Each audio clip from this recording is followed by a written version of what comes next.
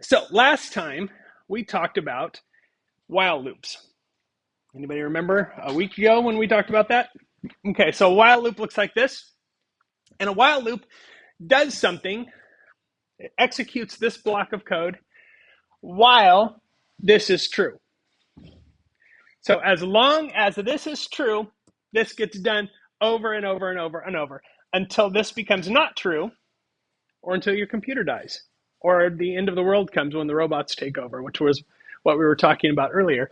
So while this is true, and we have a colon, and then beneath that while statement, just like with an if statement, we have to have at least one line of indented code or there's going to be an error.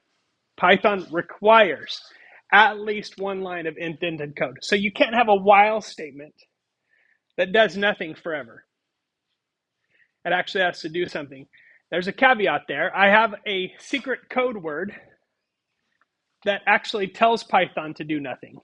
It's called pass, and I'll show you how to use pass in a little bit here if I haven't shown you. Did I show you guys how to use pass already?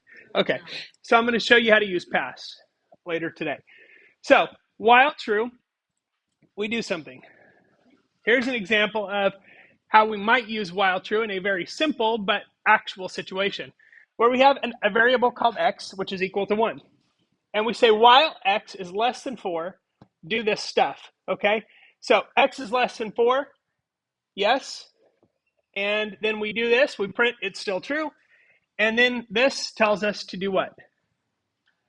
Add 1 to x, right? So x equals x plus 1, which means x equals 2. X is still less than 4. We print this, we add, now x is 3, right? X is still less than 4. We do this one more time. Now x equals 4.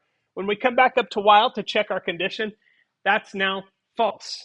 And so it does not do anything, and it says, okay, now that this is false, we skip this.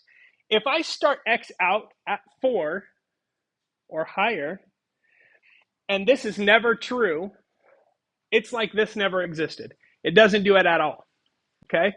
So it'll skip that entire block of code if x is already not less than 4. So if you're a visual person, sometimes flowcharts help us to see things differently. We have our normal program flow. Start the program, x is equal to 1. We say is x equal less than 11 in this case. Yes, print it, increase it by 1, and then we go back up and check. And this keeps going, this loop, until x is not less than 11, and then it just goes on to whatever's after that, or the end of the program. So that's while.